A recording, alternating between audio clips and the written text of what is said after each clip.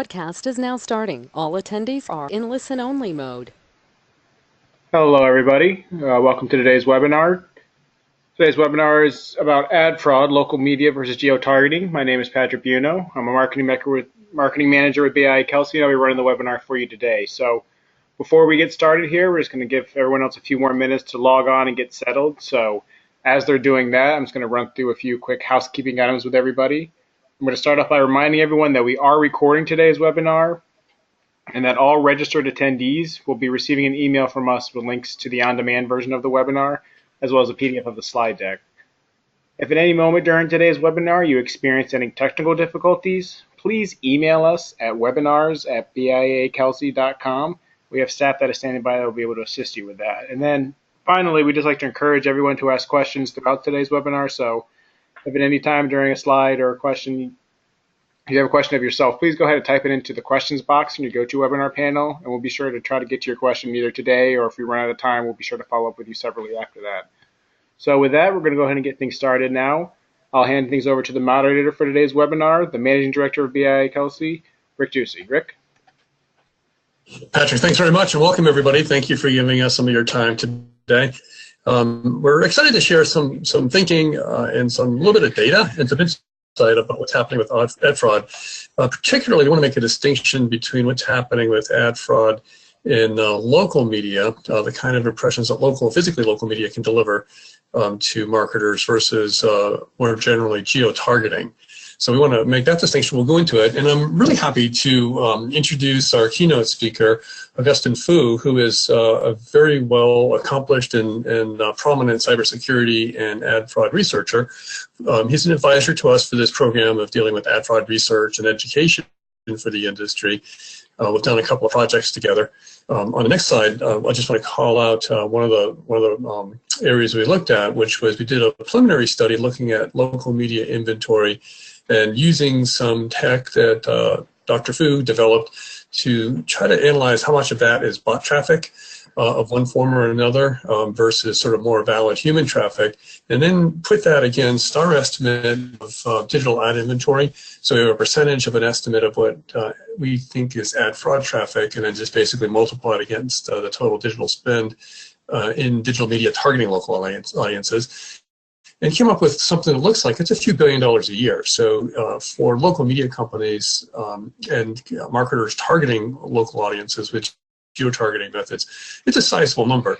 So this is something that we see coming more into local media, particularly this year. So we wanted to start amping up our education and research in this area. And in the next slide, I'll just call out again one of the reports we've done. We'll have some more work coming out on this. But we did a report together with Dr. Fu last fall, came out. We're going to talk about some of the results in that and also some new work that Dr. Fu's been working on.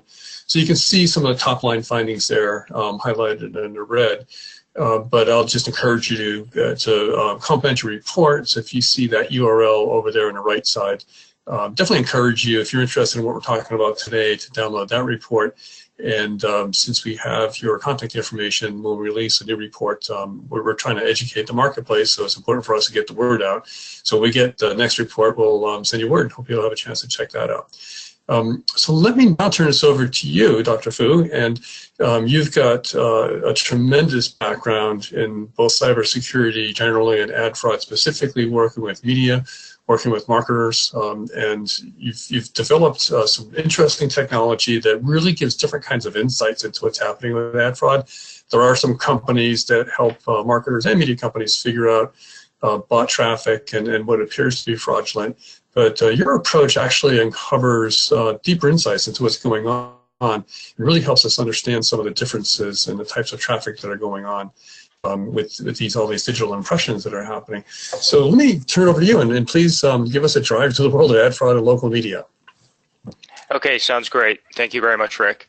Welcome, everybody. Glad to have a chance to share some of the research that we've done together and talk a little bit about the background of ad fraud. So I'm sure everyone's heard of the topic already, but there's actually a big difference between what we talk about as programmatic media, where the ads are bought and sold on millions upon millions of websites, and they also kind of layer in the geo-targeting of it. And that's different from what, when we say local media. So local media to us encompasses the local TV websites, the local radio station websites, local newspaper, local magazines. And there's actually also a very big quality difference. So the purpose of this webinar is really to kind of set the foundation and kind of ground us all in a common knowledge about what ad fraud is, and really the differences between local media and geo-targeting in programmatic. And ultimately, at the end, you'll hear why we think local media is actually better for a lot of the marketers targeting local audiences. So let me make sure I can turn the slides here. Okay, perfect. So let me start off with the basics, and some of this you guys might already know. But basically, ad fraud is very simply ad impressions caused by bots and not by humans. So typically, it's a human going to a website that causes the page to load, that then causes the ads to load. But now, because of the automation of some of these things, the bad guys are also taking advantage of the automated programmatic technologies. So they're basically using software programs or bots to generate lots and lots of page views for the purpose of generating a lot of fake impressions. And so there's two main kinds of fraud. There's impression or CPM fraud that affects display ads, video ads, and mobile display. And there's also search fraud or click fraud that you've heard of. So that's in the CPC world. So in those cases, the bots not only cause the search ads to load, they also click on them because they have to click on it in order for the bad guys to earn the CPC revenue. So these are the two main forms of fraud. And it's actually very straightforward in terms of how the bad guys commit this fraud, right? So it's like a three-step process. They set up fake websites. So you'll see just an example of this where that website has literally no content on it and a whole bunch of ads, because that's its sole purpose. It's a website to carry ads. So they set up these fake websites, and of course they have to buy fake traffic because no humans are going to actually accidentally go to those websites, right? So they have to buy the traffic to cause the ad impressions to load. And then once they have those ad impressions, you can think of that as inventory, right? So they sell this inventory into the very large ad exchanges. And if you look at some of these examples on the right-hand side, that's daily numbers, right? 946 million daily impressions. And that's larger than eBay, Drudge Report, and some of these other well-known sites. So we're talking about very large quantities of these fake ad impressions being sold into exchanges. So it's really simple. They set up the fake websites, they buy the traffic to generate the impressions. And oh, by the way, all of them pass the fraud detection filters. So they get marked as clean. So they get to continue to sell their ad inventory. So in this case, actually I see a question come through in the panel. How do they buy traffic? There's many, many places where you can go buy traffic. Like if you search around on LinkedIn, or if you go to a site like Fiverr, Fiverr.com or something, there's many, many people selling traffic, and they'll even say guaranteed, genuine human traffic. All right, so on and so forth. These are bad guys selling traffic that's actually not humans. So that's how they generate lots of inventory. And because they don't have to put up real websites that have real content that real humans want to read, and they're just buying all of it, that's what enables them to sell this inventory at very low prices. So you've probably heard, over the years, you see CPMs go lower and lower and lower. And oh, you can buy these lots and lots of ad impressions at much cheaper CPMs on open exchanges, right? So never has it been more true, the phrase, you get what you pay for, right? So in this case, when you're paying 30-cent CPMs or even 3-cent CPMs, that's for sure not humans visiting websites and causing those ad impressions to load. And if you just take a look at this slide, if you look closely at some of these domain names, it's completely nonsensical, right? It's just like they took a whole bunch of letters and numbers and strung it together into a domain name, because all they care about is having a different domain that they can stick some ad tech on and start running ads, right? And on the right-hand side, you'll see some examples where we screenshotted these websites, it's all made by template, right? They don't even change the template because they can make hundreds upon hundreds of these sites that look exactly the same. Because again, it's not intended for humans to go there. All it's intended to do is to carry ads. So these are the fake sites that enable the bad guys to commit ad fraud. And they tend to focus on where the money is, right? So if you look at digital advertising, and these are coming from the IAB reports, there's four main buckets of digital marketing: impressions, clicks, leads, and sales. But if you consider just the first two, impressions and clicks, that already accounts for 91% of the digital ad spend. So bad guys will go where the money is, right? They will target the buckets that have the most money in it. So they're primarily focused on tricking impressions and clicks and making money there.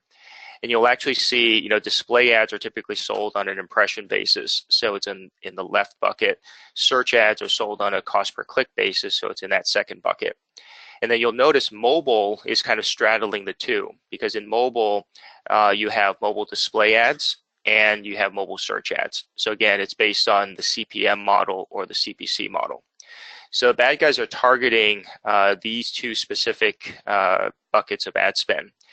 And the reason they're doing that is that it is extremely profitable, right? So if you compare that to sticking your dollars in a bank and earning some tiny, tiny amount of interest, or maybe stock markets, if you're lucky, you get a little bit higher returns, but nothing compares to the amount of profit and the scale that they can get by committing digital ad fraud. And that's why they do it. So just to give you a sense of how big this problem is. So again, I'm not talking specifically local yet, but this is from my years of watching this. The amount of ad fraud dollar-wise is extremely large, and the scale of it might be surprising.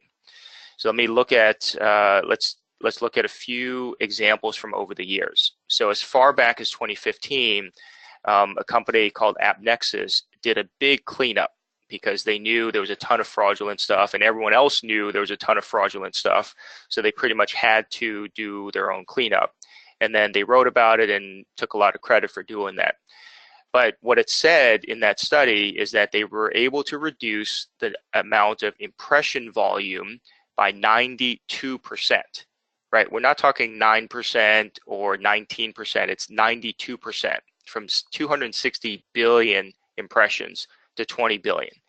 So the question is, what the heck were those marketers buying before they did that cleanup, right? So we're talking very, very large numbers here. That's 2015. Take a look at 2016. So here's another famous study from White Ops where they talked about a very large botnet called MethBot that was targeting video ad inventory.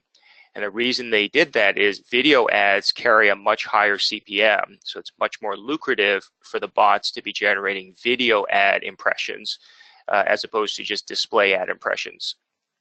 So they targeted video ads, and just this one botnet was large enough to take up 15% of the video inventory known at that time.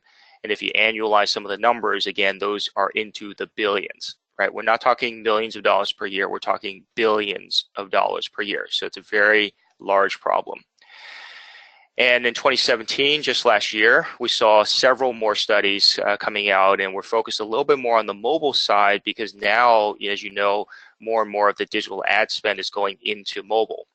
So in this case, just to point out two examples, these are examples where fake devices combined with fake apps can now generate billions upon billions of ad impressions per minute, right? So in the first case, there was 40 bad apps. These are like Judy malware related apps. And all they were designed to do was load more ad impressions. And you take these 40 apps, right? Again, it's not 4,000 apps or 400,000 apps, it's just 40. But you multiply that by 36 million fake devices. So typically you would think that it's a mobile phone that someone has that you load some apps onto. But in this case, what the bad guys are doing is they're using software, right? These are mobile simulators that developers use to test their apps, right? So they can download the app, install it, click around on it, so on and so forth. So they're using these software simulators to pretend to be mobile devices. That's what I mean by fake mobile devices, to load these apps that are designed to carry ads.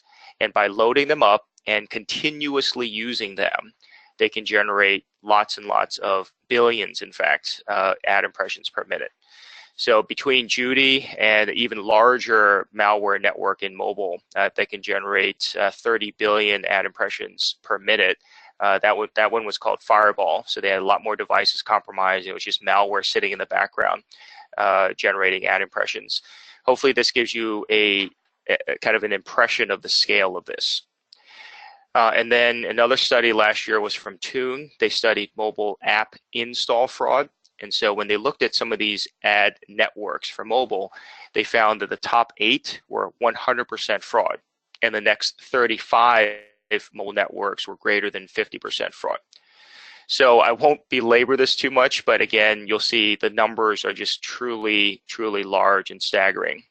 And this final one is actually worth noting. This is something we published on end of last year, and it's the phenomenon of page redirects. So in this case, we don't need necessarily a bot to hit a page. It's basically the page itself just redirects to the next page without the user or the bot actually intending it to. So if the page just keeps redirecting to the next page, they sometimes call that forced view, auto nav, zero click, or whatever. In this case, here's an example of one of the vendors selling this kind of traffic. They call it pop under traffic or redirect traffic. And they're proudly saying on their website they can sell 125 billion page redirects per month. Right? So think of these as page views that are generated automatically. Again, not by a human visiting a page. So if you just multiply that by, say, 4 ads on the page, that's 500 billion ad impressions per month that they're selling. Right? And all of this is larger than all of the good publishers put together. Right? This amount of volume is greater than most of the publishers put together. So again, these are large-scale problems. And finally, as of 2017, we're seeing some of the marketers take matters into their own hands and say, something not so good is going on here. So the marketers, we see a few of these experiments that were written about last year. The marketers are starting to run experiments to say, okay, so maybe this is not that effective. Maybe some of the digital ad spend is actually not driving business outcomes for us. So by way of example, here's a few marketer experiments that were written about last year. So you might have heard of this example where Chase reduced the number of websites that were carrying their ads from 400,000 to 5,000. So that's approximately a 99% decrease. So a 99% decrease in quote unquote reach, right? Because they were spreading their ads out over a ton of websites, but now they reduced that down. And what they saw during that time period is that there was no change to their business outcomes. So that's just one data point, but it actually is very clear that even though they had their website, their ads on so many hundreds of thousands of websites, it was not generating any business impact for them. So this is one example. The next famous example is P&G, cutting $140 million from their digital budget and saw no impact. In fact, they saw a 2% growth in that same quarter. So again, something's going on there. But bottom line is that digital spend did not drive any incremental business for them. And then here's another example, Restoration Hardware. So in this case, the CEO started asking questions, right? So they started looking into the search ad spend to say, what are the keywords we're buying and how much are we paying for those? And as it turns out, by just looking at the data, it turns out that 98% of their business was coming from only 22 words, not the 3,200 words that they were buying and paying for in paid search marketing. So in this case, it turned out to be variations or misspellings of the Restoration Hardware brand name itself, which they could get for free in the organic traffic. Right? So when the CEO or the CFO starts asking questions about whether the digital marketing is actually generating business impact, that's when we see good change, right? And then finally, towards the end of last year, we saw Uber suing an agency for mobile fraud. So again, this ties back to what we mentioned before, where a lot of the app installs were simply fake installs by using fake devices. So again, some of the marketers and advertisers are starting to get smart to that. So that being said, let me focus for a few more minutes on the mobile side, because when we start to get into local media, we talk about geotargeting and geolocation. And a lot of that is enabled because more and more consumers these days are actually using their mobile devices. And in some cases, they actually spend more time on their mobile devices than sitting at home in front of a computer, right? So let me talk a little bit about ad fraud in mobile. So in mobile, it's more lucrative and it's less measurable. So I get asked the question, is ad fraud higher or lower in mobile? What do you think, right? It's probably higher.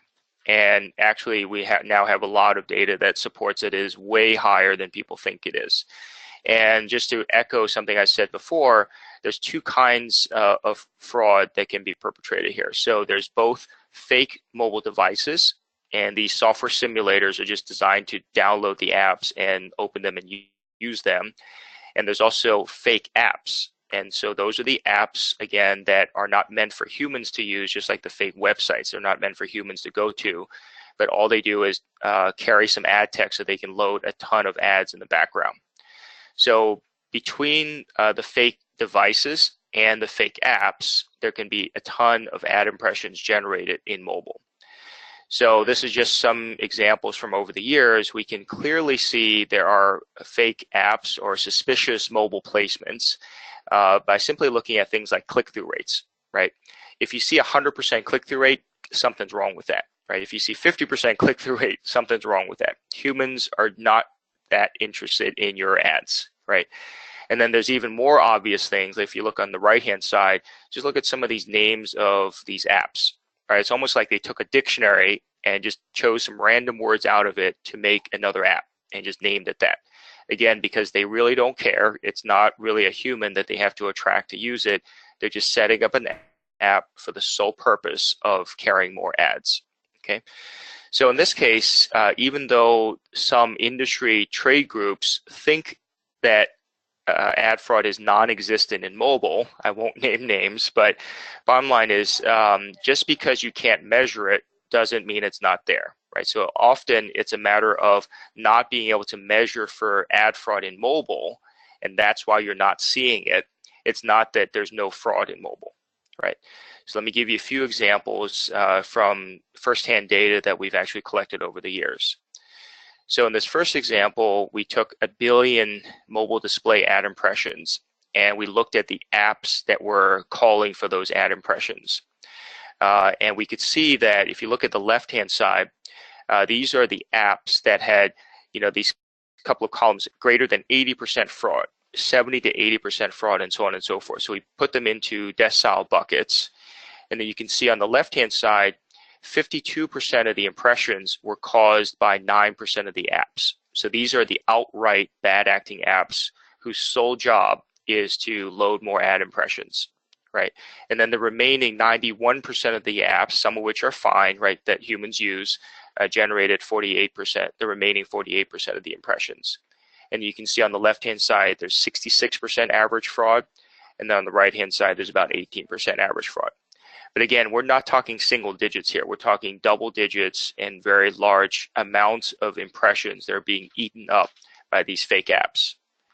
And then here's another example where we were looking at a flashlight app, a calculator app, and a keyboard app. And in this case, these three bad apps ate 3/4 of the mobile budget for this one particular client. So again, they're able to just generate and eat up a ton of ad impressions.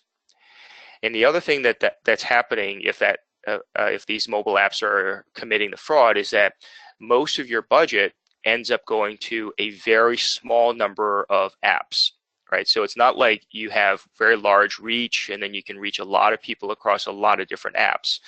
Because some of these apps are so dedicated to eating up your budget, they might actually consume most of your budget. So these are just a few examples where the majority of the ad dollars and the ad impressions ran on the top 5 to 10 apps.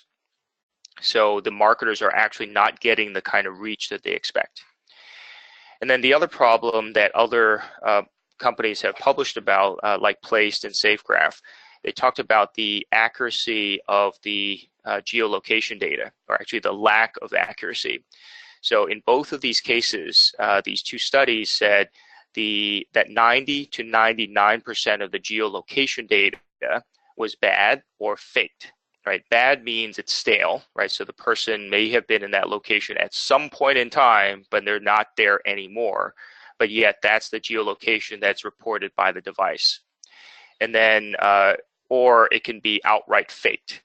So let me show you an example of an experiment we ran ourselves. In this case, this was the weekend right after Hurricane Harvey hit Houston. So we specifically targeted that DMA. So we targeted Houston, and we targeted a remote area called Bozeman, Montana, where there are more cows than there are people, right? So we targeted both these towns just to see, okay, so what are we going to see when we buy ads using geotargeting in programmatic? And as it turns out, you can kind of see, even though some of the names are blurred out, it's pretty much the same top 15 apps in both markets that were eating up the majority of the impressions. So how can that be? First of all, these were generated at 4 a.m. local time in Bozeman, Montana, and 5 a.m. local time Houston right after Harvey hit. So there's probably not a whole bunch of humans sitting around surfing apps and playing with their mobile devices, right? So in this case, we could see there's many different characteristics that show that this was not real humans using real websites and apps. And in fact, it was all these fake apps that were eating up all the impressions.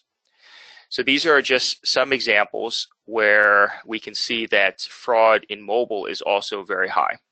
And especially when you're talking about geo-targeting in programmatic. And that's where, you know, the device itself tells you where it is, right? The device can say it's in Houston. The device can say it's in New York, or it can say it's in San Francisco. That's what we mean by geo-targeting in mobile. And this was a recent study that just came out this week, actually last week, where Adweek was writing about some of the data that Mobile Wallet published. So I won't go into too much detail here. It kind of reinforces what we had talked about before. So all of that being said, the marketers in the room and other national marketers, you know, they're tending to spend more money on local media, or sorry, targeting local audiences. And the distinction between local media and geo-targeting in programmatic may not be very well understood. And that's why BIA Kelsey and myself decided to run the study at the end of last year. So let me now show you some of the output of that study. So mainly it's to focus on the differences.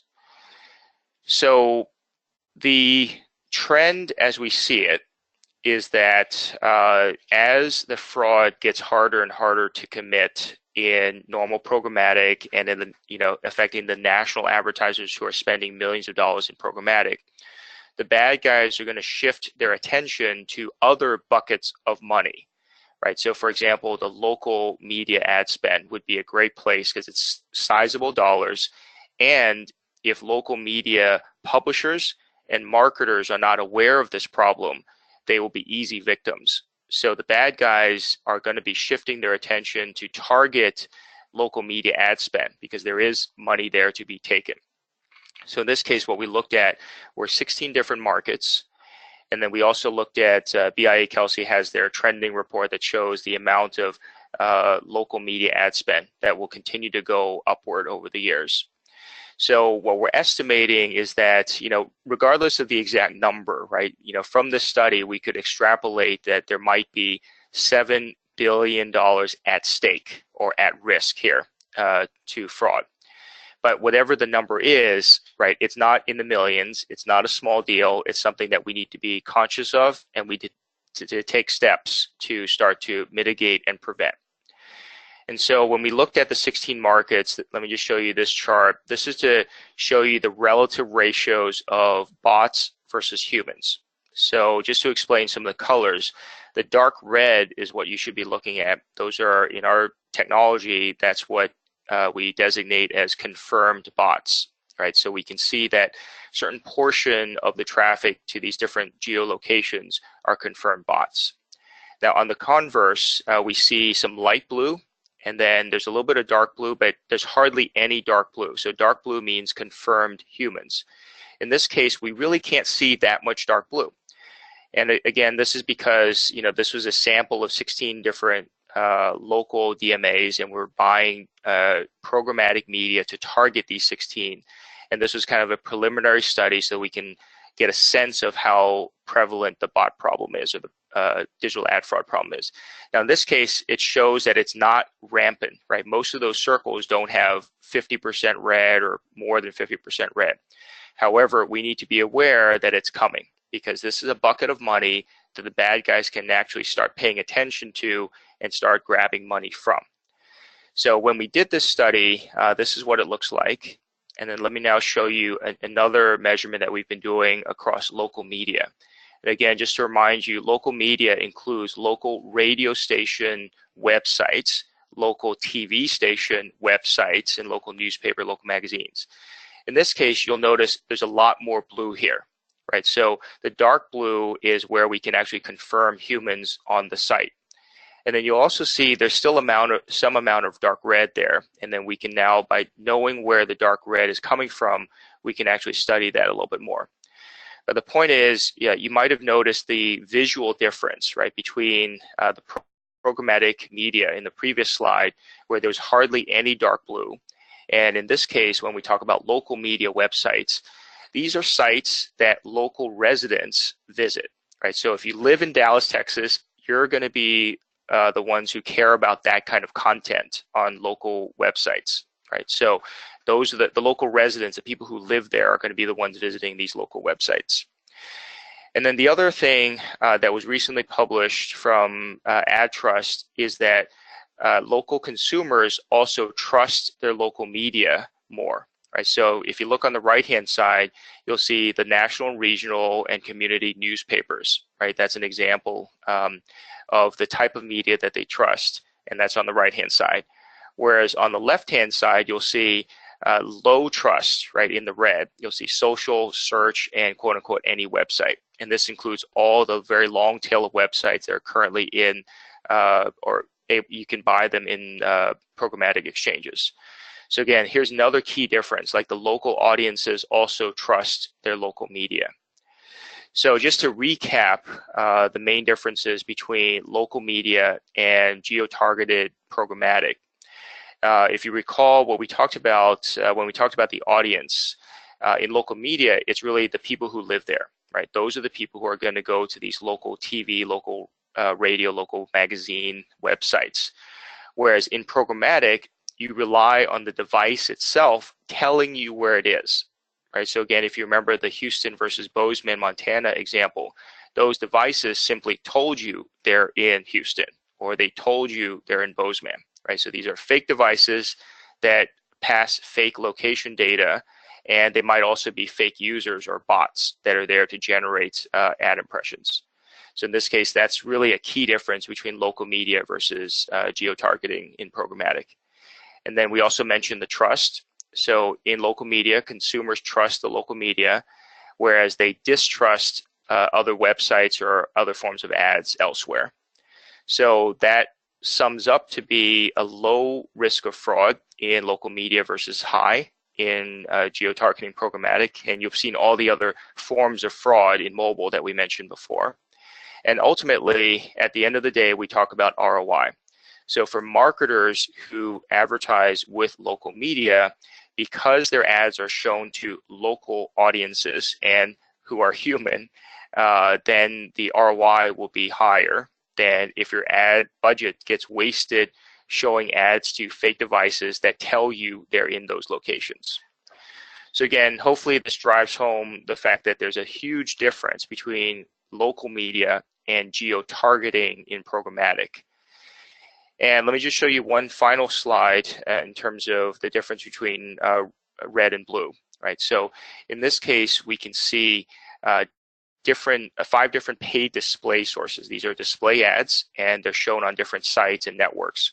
You'll see that in source 1, there's a lot more dark blue, which means humans, versus source 5, where there's very little dark blue and a lot of more other stuff, right?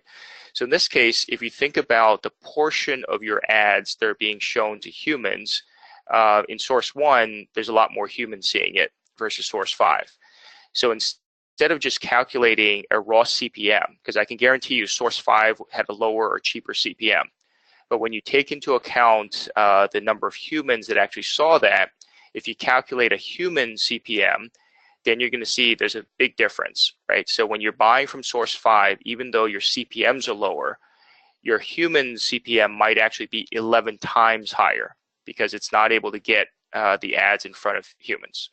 Right, so in this case, the recommendation would be to find those places where you have human audiences, for example, local media sites. So just to do a quick recap, and then we'll turn this over to questions. There's a couple of takeaways, hopefully you gathered for yourself through this presentation. Local media is not the same as geotargeting and programmatic. And hopefully now you understand through those examples that the fake device can just tell you where they are, right? So they'll tell you they're in Las Vegas, they'll tell you they're in Houston, so on and so forth. So there's a lot of potential for fraud, a lot of risk of fraud when you're doing geo-targeting and programmatic. And then the second would be in terms of the quality of local media, only those humans who live there will care about the content. And even if they're traveling, they're going to look back at those sites that they tend to go to, right, because they live there. And then kind of the takeaways and the to-dos would be, if you are a local media publisher, let's do some measurements so that we can see the level of bots versus humans on your sites. And that's going to help you sell to the marketers to show them we have a lot of humans coming to the site, and these are local residents who live there coming to the site. And you want to compare that to bots versus humans in your geo-targeted campaigns. And once you do that, you can run experiments between allocating some budget to local media versus some budget to the geo-targeting and programmatic for the purpose of checking the ROI. So I'll leave it at that. I'll turn it back to you, Rick, and then we'll take questions from the audience. Sure, thank you, Augustin. And it's really interesting. And so one thing, just as kind of a baseline, there are, you mentioned ad fraud detection companies that help to mitigate and protect what's going on. But with your technology,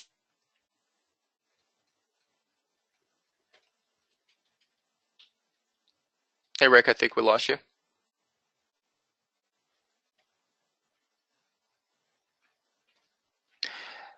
Okay, I think I'll repeat the question.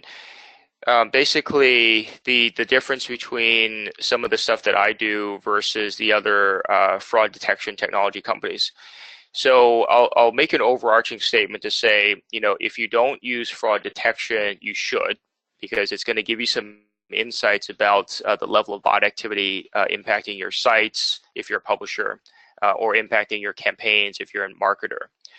But really, you need to go beyond that. So in my case, I have technology, but we also combine that with analytical techniques. So we're looking at the various analytics. So again, a lot of this stuff the marketers can do themselves by looking at things like Google Analytics. So let me give you an example. If you look at your own Google Analytics, and then all of a sudden you see a very large surge in traffic from a particular site, right? You look in the referring traffic. You look for other characteristics of that, right? So if all of that traffic is coming, but you see 100% bounce rates, that means that those visitors are leaving right away, or you see 0 time on site, then you should be suspicious of that, right? So in those cases, it may not actually be real humans that actually came to your site and really wanted to be there. So in this case, just looking for telltale signs in analytics can give you clues about whether it's fraudulent or not. So definitely look at your own analytics and look for something that just looks suspicious, and I think that's going to help. All right, I'll pick off one more question from the question panel. So again, if any of the audience has additional questions, please type them there. We'll try to get to those. So some of the questions were about different local targeting companies, DSPs, and networks. So again, it's hard to make generalizations about, these networks are good, these other networks are not so good. What you really should be looking for is whether they're taking proactive action, and whether when you tell them, okay, I'm seeing something suspicious in my analytics, I think that these sites I want to be able to turn off, right? So the good DSPs, or the places where you buy this media, they'll be able to turn those off right away for you, right? Or if there's something as obvious as blocking data centers or named bots, they should be able to do that for you, right? So actually, let me explain that. So when we talked about the bots before, these are software programs that are designed to just repeatedly load web pages. A lot of these bots are now made in data centers, because if you think about Amazon Cloud, you really only have to pay as you go, right? You don't have to buy server hardware or anything like that. You just pay for what you use. So for the bad guys, it's extremely helpful for them to be able to generate a ton of bots to generate a ton of traffic by using data centers. And then the other thing to realize is that most humans don't access the internet through data centers. So when you see a lot of traffic coming from data centers, that's a pretty telltale sign of bots that are committing fraudulent traffic. Okay. Let me see, there's another question here. Yeah, so when I talked about mobile fraud, yes, it does include mobile web and mobile apps. Now, mobile web to me is not necessarily different than the regular web. It's just your mobile device using Chrome browser or Safari to access a website. So for all intents and purposes, the ads that show on the website, when you're on a desktop computer, are pretty much the same as the ones that show when you're using a mobile device to access it. So mobile web and desktop are pretty much the same. The fraud that I've been talking about, or a few of the examples I mentioned earlier, have to do with the apps themselves that are fake or fraudulent, right? So some of the apps are outright fake apps designed solely to load ads. And there's other ones that are kind of in the gray area, right? There's an alarm clock app that basically keeps loading 10,000 ads in the background, even when the mobile device is on the nightstand for the 8 hours that the person's sleeping, right? So again, those are examples of where the apps themselves are bad acting or misbehaving and generating a lot of fraudulent impressions when the human's not even using it, right? Okay, so let's see. Are there any other questions from the audience? Sorry about that, Augustine. Rick seemed to lost power in the snowstorm here, so. Okay. All right. So we apologize for technical difficulties. I think we, once you haven't seen any of the questions coming in, we could just call it for time if we need to and follow up with people separately afterwards. Okay.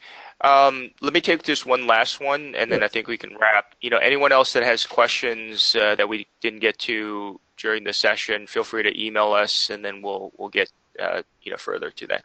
Okay. So the last question here is, did we just measure for bots? So the answer is we did measure for bots, but we also measure for humans.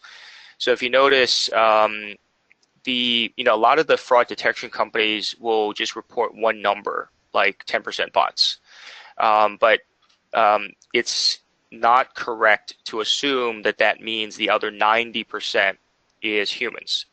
So when we measure, we can actually see there's a good portion of the data where we actually don't get any data back, right? So when our JavaScript runs, it gets sent out, but if for some reason the JavaScript is not allowed to run, or the writebacks of the data and the parameters is blocked, right? So bots sometimes do that. Then we don't get any data back. And if we don't get any data back, we can't label it a bot or human, right? So what's important is to be able to disclose what portion of the data is not measurable. But the other thing is to also positively measure for humans, right? So just an example, when we see a mobile device, we should expect to also see motion and orientation, because a human can't hold a phone or mobile device perfectly still when they're using it, right? So in that case, if we see those things, those are a good sign, and that's one of the blue flags that we use to confirm it as humans. So again, it's important to measure for both bots and humans, not just for bots alone. All right, so with that, I'll turn it over to you, Patrick, and I think we can wrap. Sure. I think Rick might have logged back in. Rick, are you there?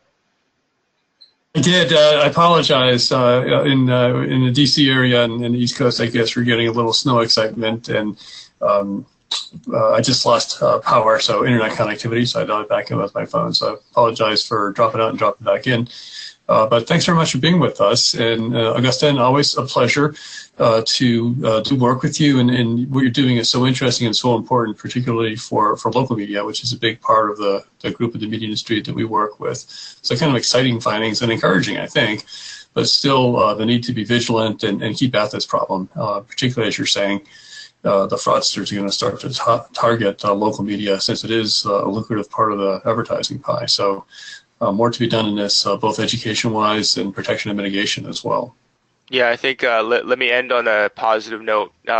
This might seem to be very scary stuff, but I think the opportunity here is for local publishers and local marketers to really get out in front of this, right? So we have the benefit of seeing how fraud is impacting national advertisers and the big marketing spend, and also the mobile advertisers, right?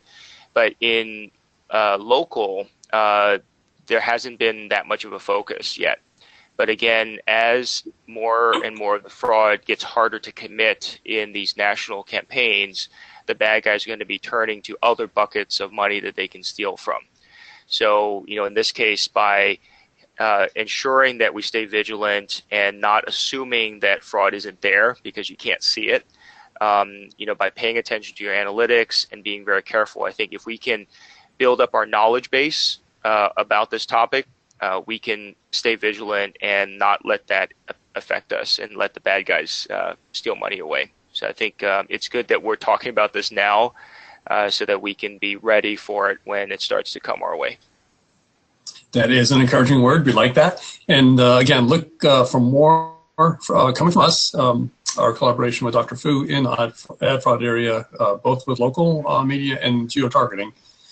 There's ways to deal with both situations. Thanks again for joining us. Let me turn it back over to you, Patrick, to bring this thing to a nice conclusion. Sure. Thank you, Rick. As we told everybody at the beginning of the webinar, in case you missed it, we did record today's webinar, so we will be sending everybody a link to the recording. We apologize for the technical difficulty there, but keep a lookout for that. And then also, as you log off today, we have a quick survey. If you don't mind filling out about the webinar you just saw today, we appreciate your feedback. So other than that, thank you for your time, everybody, and have a good day. Thank you.